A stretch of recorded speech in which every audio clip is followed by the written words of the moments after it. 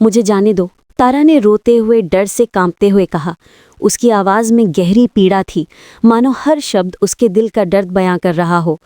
तभी अभिमन्यु नाम के एक लड़के ने क्रूर हंसी के साथ उसे पूल में धक्का दे दिया। पानी गहरा था और तारा जी जान से संघर्ष कर रही थी, डूब रही थी। आसपास खड़े लोग उल्लास और असंतोष से उसका मजाक उड़ा रहे थे। ये विक्रांत सहगल के फार्म हाउस पर एक शानदार पूल पार्टी थी। तारा एक स्वाभिमानी और मेहनती मध्यम वर्गीय परिवार की लड़की थी, जिसने असाधारण प्रतिभा के दम पर स्कॉलरशिप से अपनी यूनिवर्सिटी की पढ़ाई पूरी की थी। बड़ी मुश्किल से उसे एक अच्छी नौकरी मिली थी। उसका साधारण रहन सहन और अदम्य भावना हमेशा दूसरों की ईर्ष्या का कारण बनती थी। लड़कियां उसके प्राकृतिक सौंदर्य और आत्मविश्वास से खौफ खाती थीं। इसी दुर्भावना के चलते वे उसे धोखे से इस पार्टी में लाए थे। ये भयानक मंजर देखकर विक्रांत के अहंकार को चोट लगी। गहरे गुस्से से उसने पूल में छलांग लगा दी और तारा को अपनी ओर खींचा। तारा उस वक्त अत्यधिक भयभीत थी और सहज प्रवृत्ति से उसने विक्रांत की गर्दन में तुरंत ही हाथ डाल दिए। वो बेबसी में बुरी तरह से रोने लगी। पहली बार किसी लड़की के इतना करीब होने पर विक्रांत को अजीब सी घबराहट और अप्रत्याशित अपनत्व महसूस हो रहा था। 2. संदेह और निराशा का सामना। इमोजी। विक्रांत का पीए अमित दरवाजे पर दस्तक देते हुए बोला, हेलो सर, मैं अंदर आ जाऊं क्या? हाँ आ जाओ, विक्रांत ने कहा। अमित दरवाज़ा खोलकर अंदर आया। सर, आपने बुलाया? अमित ने विनम्रता से पूछा। हाँ अमित, बैठो, मुझे तुमसे ज़रूरी बात करनी है, विक्रांत ने कहा, और अमित एक कुर्सी खींचकर बैठ गया। ये मिस तारा का क्या मसला है? ये क्यों आए रोज़ छुट्टी कर लेती है? उसकी ज्वाइनिंग को तो अभी महज सिर्फ 3 महीने ही हुए थे। विक्रांत ने निराशा और असंतोष भरे लहजे में कहा। इन 3 महीनों में तारा की लगातार अनुपस्थिति की शिकायतों ने विक्रांत को चिंतित कर दिया था। उसने अमित को ऐसे गैर जिम्मेदार कर्मचारियों को कंपनी से निकालने के लिए बुलाया था। उसने एक लिस्ट बनाई थी जिसमें पहला नाम तारा का था। सर, ये खुद एक बहुत बड़ा मसला है ना फिर इनकी पैदाइशी एक मसला है? अमित ने बड़ी लापरवाही और तिरस्कार भरे अंदाज में कहा। क्या मतलब है आपका? मैं कुछ समझा नहीं, विक्रांत ने उत्सुकता से पूछा। सर, वो दरअसल ये अनाथ है और इसके अलावा इस लड़की के 2 छोटे भाई हैं। तारा का ताल्लुक काफ़ी गरीब खानदान से है और ऐसे में उसके दोनों भाइयों को थैलेसीमिया जैसी गंभीर बीमारी लगी है।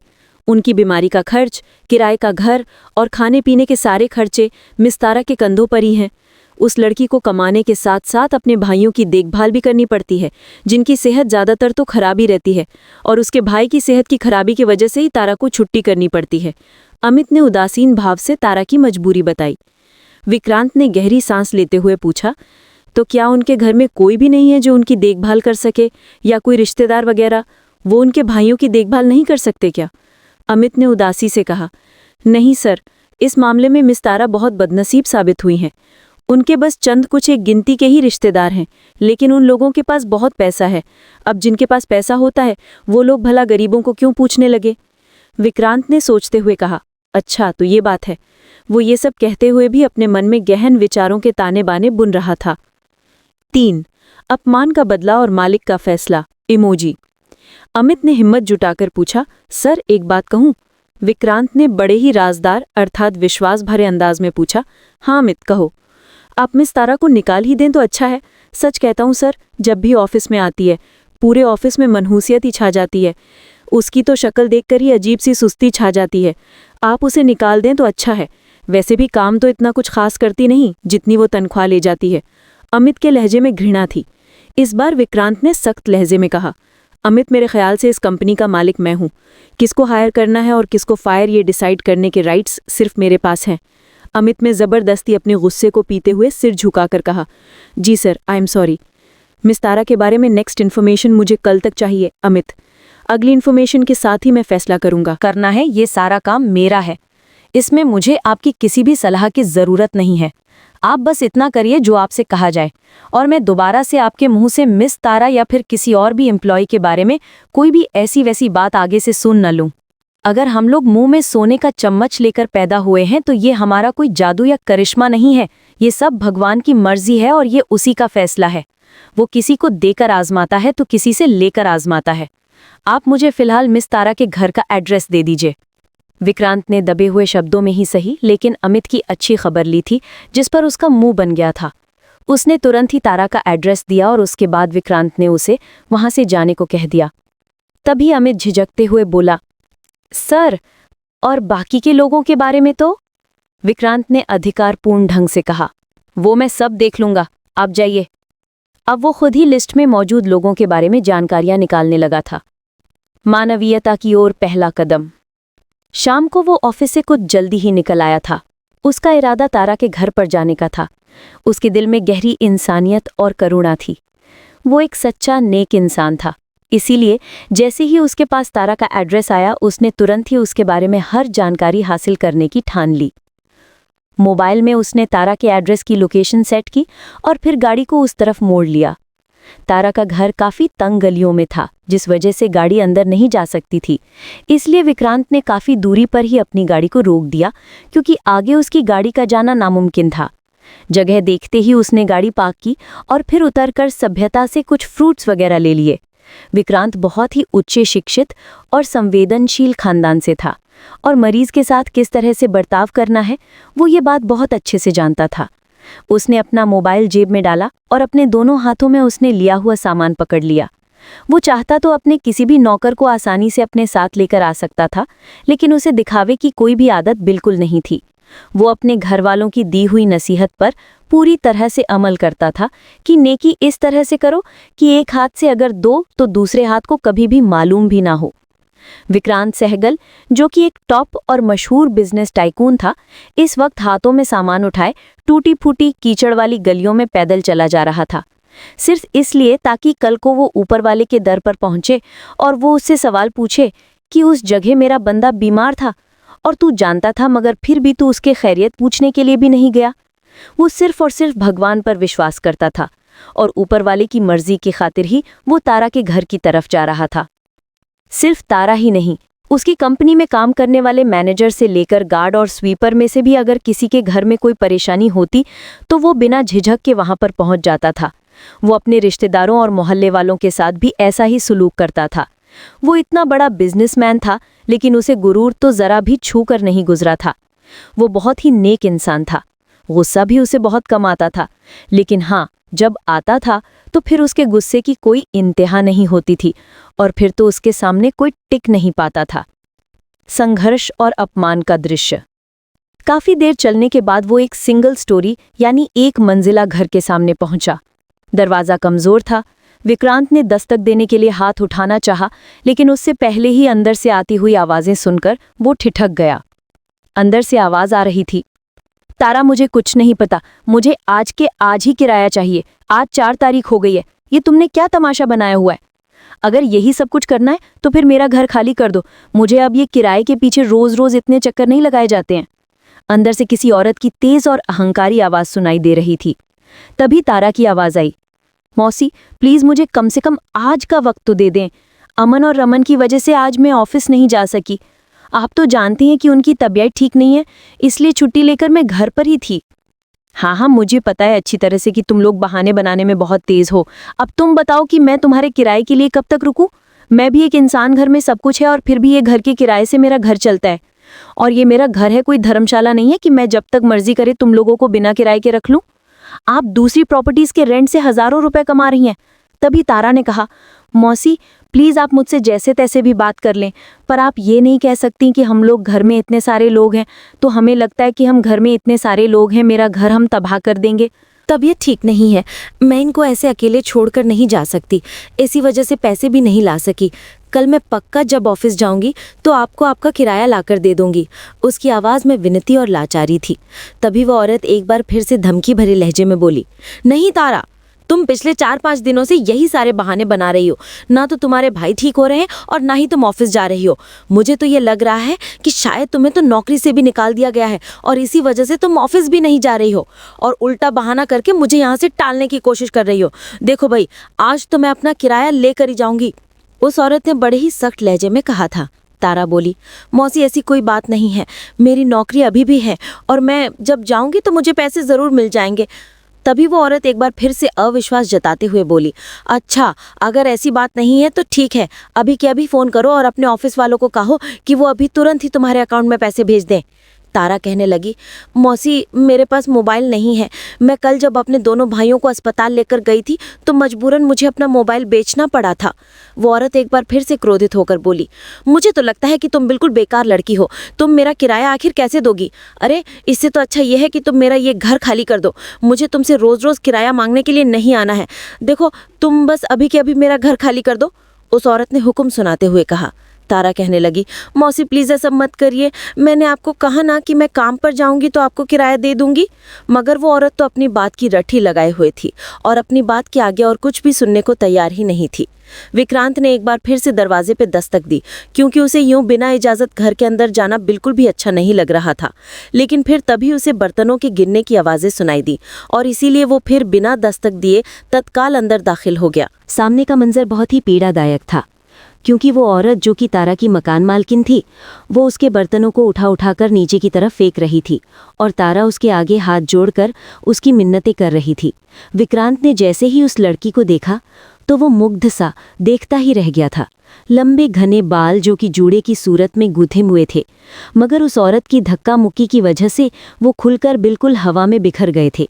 उसकी गहरी हरी हरी खूबसूरत झील जैसी आंखें थीं, जिनमें इस वक्त आंसू सा जमा हुआ था। अचानक ही विक्रांत ने गंभीरता से पूछा, ये यहाँ पर क्या हो रहा है? उसकी आवाज़ सुनकर तारा और मकान मालकिन दोनों ही एक झटके से उसकी तरफ मुड़ी। स्काई कलर का 3 पीस सूट पहने, पूरी तरह से जूते में घुसे हुए उसके पैर और हाथों में बहुत सारे गिफ्ट पैक लिए हुए वो सामने खड़ा था। उसकी कलाई पर बहुत ही महंगी घड़ी बंधी हुई थी। बाल बेतरतीब से माथे पर बिखरे हुए थे। इस वक्त वो किसी बहुत बड़ी रियासत का शहजादा मालूम हो रहा था, जो गलती से शायद रास्ता भटक कर इस जगह पर आ गया था। उसे देखते ही तारा कहने लगी, सर आप यहाँ? और उसने तुरंत ही अपना दुपट्टा ठीक करके अपने कंधे पर डाला और अपने बालों को ठीक किया। विक्रांत ने तुरंत ही तारा से पूछा, ये सब क्या हो रहा है यहाँ पर? हालांकि समझ तो वो सब कुछ चुका था, मगर फिर भी वो खुद तारा के मुंह से सुनना चाहता था। तारा ने तुरंत ही बात को संभालते हुए कहा, कुछ नहीं सर, आप वहाँ क्यों रुक गए? आइए आइए ना, बैठिए। तारा इस वक्त बौखलाहट यानी घबराहट का शिकार हो गई थी। वो इशारा करके विक्रांत को एक कमरे में ले आई थी और वहां पर लगे हुए सोफे पर उसने विक्रांत को बैठने की इजाज़त दी थी। विक्रांत ने कमरे का गहन जायजा लेते हुए वहां पर आराम से बैठ गया। उसे कमरे में सामान काफ़ी कम लगा था, लेकिन जितना भी था वो तमाम सामान बहुत ही सलीके से सेट किया गया था। तारा ने शर्माते हुए पूछा, सर चाय या ठंडा? तारा को तो इस वक्त ये समझ ही नहीं आ रहा था कि विक्रांत उसके घर आखिर आ कैसे गया। उसे रह रहकर अपने घर की हालत को देखकर बहुत शर्मिंदगी हो रही थी। ऑफिस में तो पहले ही सभी लोग उसका बहुत मजाक उड़ाते थे और उसके करीब होने का ताना भी दिया करते थे। तारा इस वक्त बहुत डरी हुई थी। उसे ये लग रहा था कि जैसे विक्रांत उसे नौकरी से निकालने के लिए ही यहाँ पर आया है, क्योंकि उसकी काफ़ी सारी छुट्टियाँ हो गई थी। वो ये सब कुछ अशांत मन से सोच ही रही थी कि तभी विक्रांत की आवाज़ से वो किसी सपने से बाहर आई। 7वां विश्वास और मदद की पेशकश। विक्रांत ने शांत और विनम्र स्वर में कहा, नहीं, कुछ नहीं, बस मुझे आपसे कुछ ज़रूरी बात करनी है। क्या आप 5 मिनट के लिए यहाँ पर बैठ सकती हैं? तारा ने बड़े ही नर्म लहजे में कहा, जी सर। और ये कहते हुए वो वहीं बैठ गई। विक्रांत उसका कपकपाता हुआ वजूद, डर से कांपता हुआ शरीर महसूस कर पा रहा था। उसने अपनी बात को आगे बढ़ाते हुए कहा, आप इतने दिनों से ऑफिस नहीं आ रही थीं, तो मैंने सोचा कि मैं खुद आपके घर चला जाऊं। विक्रांत ने जो बात की थी वो साफ साफ कह दी थी। तारा बोली, जी सर, वो असल में मेरे भाइयों की तबीयत कुछ ख़राब थी, इसीलिए मुझे उनको अस्पताल लेकर जाना पड़ा था और मैं इसी वजह से दफ्तर नहीं आ सकी थी। प्लीज़ सर, मुझे नौकरी से मत निकालिए। मेरे पास सिर्फ ये एक ही नौकरी है, इसके बगैर मेरे पास और कुछ भी नहीं है और दूसरी नौकरी ढूंढना मेरे लिए बहुत ज़्यादा मुश्किल है। प्लीज़ सर, मैं आइंदा छुट्टियाँ नहीं करूँगी। तारा अपना सर झुकाते हुए बोली। उसकी आवाज़ में अत्यधिक याचना थी। विक्रांत को लगा कि जैसे वो रो रही है, इसीलिए उसने तुरंत कहा, नहीं मिस तारा, आप गलत समझ रही हैं। मैं इसलिए यहाँ नहीं आया हूँ। दरअसल मुझे आपके भाइयों की तबीयत के बारे में पता चला, तो मैं उनकी खैरियत पूछने के लिए आया हूँ। विक्रांत को न जाने क्यों तारा की हरी हरी आंखों में आंसू देखकर बुरा लग रहा था, इसलिए वो तुरंत ही उसकी गलतफहमी दूर करते हुए बोला। उसकी बात सुनकर तारा ने एक झटके से सर उठाकर उसे देखा और कहा, आप सच कह रहे हैं? कह रहे हैं सर? तारा की बेयकीनी और हैरत अभी तक कायम थी। उसे तो यकीन ही नहीं आ रहा था कि इतना बड़ा बिजनेस टाइकून इस छोटे से मोहल्ले के इस छोटे से घर में उसके भाइयों की हालचाल पूछने के लिए आया था। जी हाँ मिस तारा, ये कोई मजाक नहीं है। मैं यहाँ सच में आपके भाइयों की खैरियत पूछने के लिए ही आया हूँ। साथ में आपकी सैलरी भी अभी ड्यू थी। मैंने सोचा कि आपकी सैलरी भी जाकर आपको दे आता हूँ। इस वक्त आपको इसकी बहुत ज़रूरत होगी। ये कहते हुए विक्रांत ने अपनी चेकबुक निकालकर उसे चेक पर साइन करते हुए तारा की तरफ बढ़ाया था। तारा ने जैसे ही चेक पर दर्ज की गई रकम को देखा तो वो कहने लगी कि सर ये तो बहुत ज़्यादा है। विक्रांत ने स्नेह से कहा, कोई ज़्यादा नहीं है, ये आपकी 6 महीने की एडवांस सैलरी है। आप आराम से अपने भाइयों का इलाज करवाएं और ये आपकी सैलरी से कट होती रहेगी। फरिश्ता बनकर आया मसीहा, विक्रांत ने जवाब दिया। तारा कृतज्ञ निगाहों से उस शख्स को देखती रह गई थी जो उस वक्त उसके घर में फरिश्ता बनकर आया था। अगर इस वक्त वो ना आता तो मकान मालकिन तो आज ही उसे घर से निकालकर बाहर फेंक देती।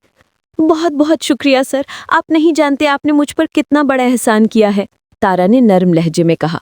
मैं कोई एहसान नहीं कर रहा हूँ, बल्कि मैं तो आपको अपना कर्जदार कर रहा हूँ। मैं जानता हूँ कि कर्ज एक बोझ है, लेकिन इस वक्त आपके भाइयों के लिए ये ज़रूरी है। मैं जानता हूँ कि आप खुददार हैं। अगर मैं आपको एहसान के तौर पर ये देता तो मैं जानता था कि आप कभी भी ये रकम कबूल नहीं करते। इसीलिए मैंने आपको ये रकम कर्ज के तौर पर दी थी। आपको परेशान होने की ज़रूरत नहीं है। इसके अलावा भी अगर आपको कोई परेशानी हुई तो आप बिना झिझक के मुझे बता सकती हैं। अब आप बेफिक्र होकर अपने भाइयों का इलाज करवाएं और हाँ, कल कुछ देर के लिए ऑफिस आ जाइएगा और वहाँ आकर अपना लैपटॉप और फाइल्स भी ले आइएगा। मेरी दूसरी ब्रांच में ऑनलाइन वर्किंग सिस्टम है। बहुत से लोग ऐसे हैं जो घर में बैठकर ही ऑनलाइन वर्क कर रहे हैं। बस हफ्ते में सिर्फ एक दिन के लिए उन्हें ऑफिस आना पड़ता है। आपको भी मैं दूसरी ब्रांच में शिफ्ट कर दूंगा। आप अपने घर में रहकर सुकून से काम कर सकते हैं। विक्रांत सहगल ने ये कहते हुए तारा की बहुत बड़ी मानसिक परेशानी कम कर दी थी। सर आपका बहुत बहुत शुक्रिया, मैं सारी जिंदगी आपकी शुक्रगुजार रहूंगी, तारा ने भावुक होकर कहा था। आपके भाई हैं कहाँ? मैं तो उनसे ही मिलने के लिए आया हूँ, आप मुझे उनसे तो मिलवा दे, विक्रांत ने तुरंत ही कहा। तारा बोली, जी सर आप बैठिए, मैं अभी उनको लेकर आती हूँ। ये कहते हुए वो तुरंत ही उठ खड़ी हुई और फिर दरवाजे के पास आकर अचानक रुक गई। उसको ऐसे अचानक रुकते हुए देखकर विक्रांत ने पूछा, क्या हुआ? उसने पलटकर झिझक के साथ कहा, सर अगर आपके पास कैश में 10,000 हों तो क्या आप मुझे अभी दे सकते हैं? न जाने क्या सोचकर वो ये सब विक्रांत से कह गई थी। ये लीजिए। विक्रांत ने जेब से पैसे निकालकर उसकी तरफ बढ़ाए थे। तारा उसका आभार अदा करते हुए बाहर आई और किराए के पैसे मौसी को पकड़ाए, फिर अमन और रमन को लेकर दूसरे कमरे में आई थी। उन्हें देखते ही विक्रांत ने तुरंत ही अपनी जगह से उठकर उन दोनों को स्नेह से अपने गले से लगाया। वो तो अभी बस 10 से 11 साल के ही बच्चे जैसे थे, लेकिन उनकी बीमारी ने उनको बेइंतहा कमज़ोर कर दिया था। उनको देखकर विक्रांत को बहुत दुख हुआ। कितने खूबसूरत बच्चे थे, मगर किस्मत उनको कहाँ ले आई थी। विक्रांत ने दिल ही दिल में ऊपर वाले से दुआ करते हुए उनके नसीब को अच्छा करने की प्रार्थना की। अमन और रमन दोनों ही बहुत प्यारे थे। वो काफ़ी देर तक विक्रांत से बातें करते रहे। विक्रांत ने भी उनकी संगत को बहुत एंजॉय किया। उसे उनके साथ वक्त गुजरने का एहसास ही नहीं हुआ था।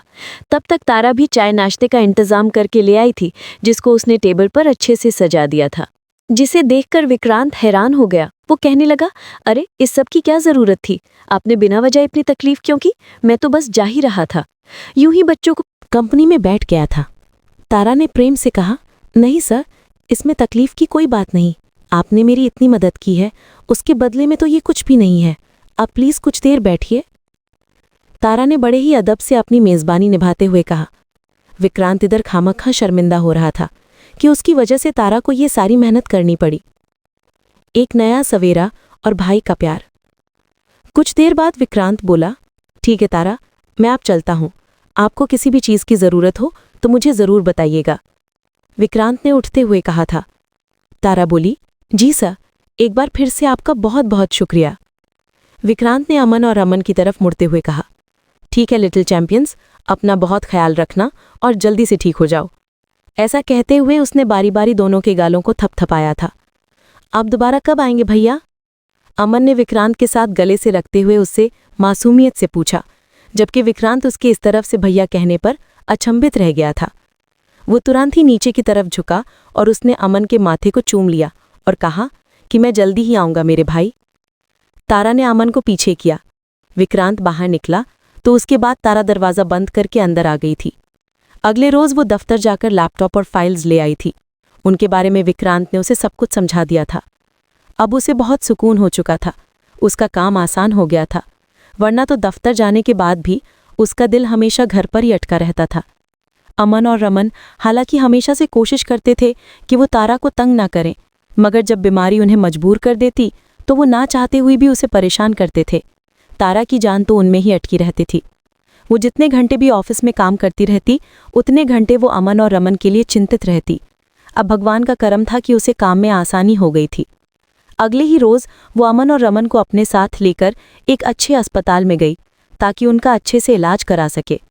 अब तक पैसा ना होने की वजह से वो सरकारी अस्पतालों में धक्के खा रही थी, मगर अब पैसे आ गए थे, इसीलिए वो बिना देर किए उन्हें लेकर एक प्राइवेट क्लिनिक पर आई, जहां पर उनका प्रॉपर इलाज शुरू किया गया। यहाँ से कहानी में अतीत और भविष्य का भावनात्मक मिश्रण शुरू होता है, जैसा कि आपने मूल कहानी में रखा है। वो पिछले 1 साल से इस बीमारी से जूझ रहे थे। तारा के पापा एक स्कूल में क्लर्क थे, जबकि माँ घरेलू महिला थी। तारा ने बीएससी कंप्लीट किया था। उन लोगों का गुजारा अच्छे से हो रहा था। तारा प्राइवेट पढ़ाई कर रही थी और उसके साथ ही साथ वो एक स्कूल में भी पढ़ा रही थी ताकि उसका अपना खर्चा निकल आए। 2 साल पहले की बात थी जब एक रोज़ स्कूल से वापसी पर तारा के पिता का बहुत बड़ा एक्सीडेंट हुआ। उन्हें अस्पताल में ले जाया गया। एक्सीडेंट बड़ा ही भयानक था, जिसमें उसके पिता की दोनों टांगें बुरी तरह से कुचल गई थी। अस्पताल पहुंचते ही उनकी टांगें काट दी गई। वो 2 दिन तक जिंदा रहे और फिर 2 दिन के बाद उनका देहांत हो गया। ये खबर जैसे ही तारा की माँ को मिली तो वो ये सब बर्दाश्त नहीं कर पाईं और फिर उनकी भी हार्ट अटैक से जान चली गई। उस रोज़ तारा के घर से 2-2 अर्थियाँ उठी थी और वो अपने छोटे भाइयों के साथ अनाथ हो गई थी। जो रिश्तेदार थे वो बस सिर्फ उस वक्त तक ही साथ थे जब तक कि तारा के माँ बाप की 13वीं नहीं हो गई, और जैसे ही उनकी 13वीं हुई सभी लोगों ने मुंह मोड़ लिया और उन्हें अकेला छोड़कर चले गए। कुछ ज़्यादा ही करीबी लोग जो थे वो कुछ दिनों तक तो उनका गम हल्का करने के लिए आते रहे, मगर फिर धीरे धीरे वो सब लोग भी अपने अपनी ज़िंदगी में व्यस्त होकर उनको भूल गए। तारा ने उस वक्त स्कूल की नौकरी के साथ साथ शाम के वक्त घर में ट्यूशन पढ़ाना भी शुरू कर दिया था, जिससे कम से कम गुजर बसर भी होने लगी थी। तीनों भाई बहन मिलजुल कर साथ रहने लगे थे। अमन और रमन उस वक्त सिर्फ 8 या 9 साल के थे, मगर दोनों ये बात जानते थे कि उनके सर से माँ बाप का साया अब उठ गया है। इसीलिए उन्होंने जहाँ तक मुमकिन हो सकता था अपनी सारी इच्छाओं को दफन कर दिया था। बल्कि वो स्कूल से घर आने के बाद घर के कामों में तारा का हाथ भी बटाया करते थे ताकि तारा को आसानी हो जाए। वक्त तारा बच्चों को ट्यूशन पढ़ा रही होती, उस वक्त भी वो उनके जो भी काम आता था उसे मिल बांट कर लिया करते थे। वो जानते थे कि उनकी बहन उनके लिए बहुत मेहनत कर रही है, इसीलिए वो उसकी मदद करते ताकि उसे थकान ना हो। उठ जाओ, स्कूल के लिए देर हो रही है। पिछले आधे घंटे में उसने ये 3री बार आकर रमन को प्यार से जगाया था, मगर रमन हाँ हाँ करके फिर से सो जाता था। रमन, क्या हो गया है? तुम उठ क्यों नहीं रहे? मेरी आज ड्यूटी है, मैं लेट हो जाऊंगी। उसने फिर से आकर रमन को चिंता से जगाया। दीदी, आप ऐसा करो कि आप चली जाओ, अमन ने तारा के पास आकर तसल्ली दी। मगर रमन, ऐसे कैसे चली जाऊं? अभी बर्तन धोने हैं, इसका बिस्तर उठाना है, मगर ये है कि उठ ही नहीं रहा, तारा ने परेशानी से कहा। अमन बोला, आप जाइए दीदी, मैं इसको उठा लूंगा, हम दोनों वक्त पर पहुंच जाएंगे, आप आराम से जाइए, अमन ने बड़े भाई की तरह आत्मविश्वास से कहा था। तारा फौरन से स्कूल चली गई, जबकि पीछे अमन रमन के पास आया और उसके मुंह से कंबल उतारते हुए उसके माथे पर हाथ रखा, जो कि उस वक्त कोयले के जैसे तप रहा था। वो जानता था कि रमन को रात से बुखार था, मगर उसने तारा को नहीं बताया था, ये सोच करके कि उसे परेशानी होगी। उसे खुद भी अपनी तबीयत काफ़ी दिनों से ख़राब महसूस हो रही थी। रात में उसे भी अचानक से बुखार हो गया था, मगर सुबह उठते ही उसने ठंडे पानी से नहाया, जिसके बाद से उसे अपनी तबीयत कुछ बेहतर महसूस हो रही थी। वो रमन को भी इसीलिए उठा रहा था कि वो भी उठकर नहा ले ताकि उसका भी बुखार उतर जाए, मगर रमन वाकई नहीं उठ रहा था, बल्कि अब तो वो बिल्कुल बेसुध सा हो गया था। उसकी रंगत भी तेजी से बदल रही थी, जिसे देखकर अमन एकदम से डर गया था। रमन, क्या हुआ? उठो, उठ जाओ रमन, मैं तुम्हें डॉक्टर के पास लेके जाऊंगा, उठ जाओ रमन। वो रमन पर झुका हुआ उसे घबराकर जगाने की कोशिश कर रहा था, लेकिन रमन पूरे तौर पर बेसुध हो चुका था। उसे यूं देखकर अमन के तो हाथ पैर ही फूल गए थे। वो फौरन से भाग करके किचन में गया और पानी का जग उठा लाया और संकट और उम्मीद का द्वार। अमन तुरंत किचन से पानी का जग उठा लाया और तेजी से रमन के पास लौटा। उसका छोटा दिल डर से धड़क रहा था। उसने बिना देर किए रमन के चेहरे और माथे पर पानी के छींटे मारे, ये उम्मीद करते हुए कि वो होश में आ जाएगा। रमन, आंखें खोलो प्लीज, दीदी आने वाली हैं, उठो, अमन घबराकर चिल्लाया, लेकिन रमन की आंखें नहीं खुली। उसकी बेबसी और अकेलापन उस पर हावी हो रहा था। उसे लगा जैसे सब कुछ उसके हाथ से फिसल रहा है। वो जानता था कि अब उसे समझदारी दिखानी होगी। तारा को तो स्कूल से आने में बहुत देर हो जाएगी। अपने छोटे भाई को इस हाल में देखकर अमन की आंखों में आंसू भर आए, पर उसने हिम्मत नहीं हारी। उसने जल्दी से रमन को पलंग से उठाया। रमन बिल्कुल बेजान हो गया था और उसे अपनी पीठ पर लाद लिया। अपने छोटे से वजूद पर इतने बड़े बोझ को उठाकर वो कांप रहा था, पर हिम्मत जुटाकर उसने दरवाज़ा खोला और टूटी फूटी गली में दौड़ने लगा। उसे याद था कि गली के बाहर ही जहाँ विक्रांत ने अपनी गाड़ी पार्क की थी, वहाँ एक छोटी सी मेडिकल डिस्पेंसरी थी। वो हांफते हुए पूरी जान लगाकर उस डिस्पेंसरी की तरफ भागा। उसके दिमाग में बस एक ही बात थी, रमन को बचाना है। जैसे ही वो गली से बाहर मुड़ा, उसकी नज़र विक्रांत सहगल की चमकती हुई गाड़ी पर पड़ी, जो अभी भी वहीं खड़ी थी। विक्रांत ने पिछली रात बच्चों की बीमारी की वजह से गाड़ी को वहीं छोड़ दिया था और आज सुबह जल्दी ही वो तारा को फ़ोन करके सामान ऑफिस से ले जाने के लिए कहकर यहाँ से निकलने वाला था। अमन ने बिना कुछ सोचे समझे पूरी ताकत से गाड़ी के शीशे पर दरवाजे को खटखटाना शुरू कर दिया। अंदर विक्रांत शांत मन से अपने मोबाइल पर कुछ काम कर रहा था। अचानक दरवाजे पर हुई तेज दस्तक से वो चौंक गया। उसने देखा कि अमन, जिसके चेहरे पर भयंकर डर और चिंता है, रमन को अपनी पीठ पर लादे खड़ा है। रमन की हालत देखकर विक्रांत तुरंत स्थिति की गंभीरता समझ गया। विक्रांत ने तुरंत दरवाज़ा खोला और अमन से पूछा, क्या हुआ है अमन? रमन को क्या हुआ है? उसके लहजे में वास्तविक चिंता थी। अमन रोते हुए बोला, भैया भैया, ये उठ नहीं रहा है, इसे तेज बुखार है। विक्रांत ने एक पल की भी देरी नहीं की। उसने तेजी से रमन को अपनी बाहों में लिया। बच्चे का शरीर आग की तरह तप रहा था। उसने तुरंत अमन को पिछली सीट पर बैठने का इशारा किया और रमन को सावधानी से अगली सीट पर लेटाया। डरो मत अमन, हम अभी डॉक्टर के पास जा रहे हैं, विक्रांत ने विश्वास दिलाते हुए कहा और गाड़ी को पूरी रफ्तार से मोड़ लिया। अमन पीछे बैठकर अपने छोटे भाई का कमज़ोर चेहरा देख रहा था और विक्रांत की मदद को देखकर उसे गहरी राहत महसूस हुई। 10 मिनट के भीतर ही वे उस प्राइवेट क्लिनिक के सामने थे जहां तारा अपने भाइयों को ले जाने की योजना बना रही थी। विक्रांत ने गाड़ी रोकी, रमन को उठाया और झटपट उसे क्लिनिक के अंदर ले गया। अमन भी उसके पीछे भागा। अंदर डॉक्टर ने तुरंत रमन को देखा और उसकी बिगड़ती हालत देखकर गंभीरता से कहा, बच्चे का बुखार बहुत खतरनाक स्तर पर पहुंच गया है। ये थैलेसीमिया के कारण शरीर में खून की कमी और संक्रमण का लक्षण हो सकता है। इसे तुरंत एडमिट करना होगा और खून चढ़ाना पड़ेगा। विक्रांत का चेहरा चिंता से भर गया। उसने डॉक्टर से कहा, आप चिंता ना करें डॉक्टर, आप तुरंत इलाज शुरू करें। खर्चे की कोई परवाह नहीं है, मैं सारा इंतजाम करता हूँ। उसने अमन के कंधे पर प्यार से हाथ रखा, जो पूरी तरह से सहम गया था। अमन, तुम यहाँ रुको, मैं तारा दीदी को फ़ोन करता हूँ। क्या तुम्हें उनका स्कूल का नंबर याद है? अमन ने हिचकिचाते हुए तारा के स्कूल का नंबर बताया। विक्रांत ने तुरंत अपने फ़ोन से स्कूल में फ़ोन किया और तारा को सच्चाई बताई। जब तारा को पता चला कि रमन की तबीयत अचानक इतनी ज़्यादा खराब हो गई है और वो अस्पताल में है, तो उसके दिल की धड़कन रुक सी रही। डर, अपराध बोध कि वो क्यों नहीं रुकी और चिंता के साथ उसने तुरंत स्कूल से छुट्टी ली और भागती हुई क्लिनिक की ओर चल पड़ी। वो जब क्लिनिक पहुंची तो उसने देखा कि विक्रांत, जो उसका बॉस था, पूरी तरह से एक अभिभावक की तरह डॉक्टर से बात कर रहा है और अमन शांत होकर पास में बैठा है। सर, तारा आंखों में आंसू लिए उसके पास पहुंची। विक्रांत ने मुड़कर उसे देखा। उसकी आंखों में गहरा सुकून था कि तारा सुरक्षित पहुंच गई है। तारा, तुम आ गई, रमन ठीक हो जाएगा, बस थोड़ी देर में खून चढ़ाना शुरू हो जाएगा। तारा ने कृतज्ञता से विक्रांत की ओर देखा। उसे लगा जैसे भगवान ने सही वक्त पर उसकी मदद के लिए इस अजनबी को भेजा है। अगर आज विक्रांत ना होता तो पता नहीं क्या हो जाता। क्या आप जानना चाहेंगे कि तारा ने विक्रांत का आभार कैसे व्यक्त किया और इस घटना ने उनके रिश्ते को कैसे बदल दिया?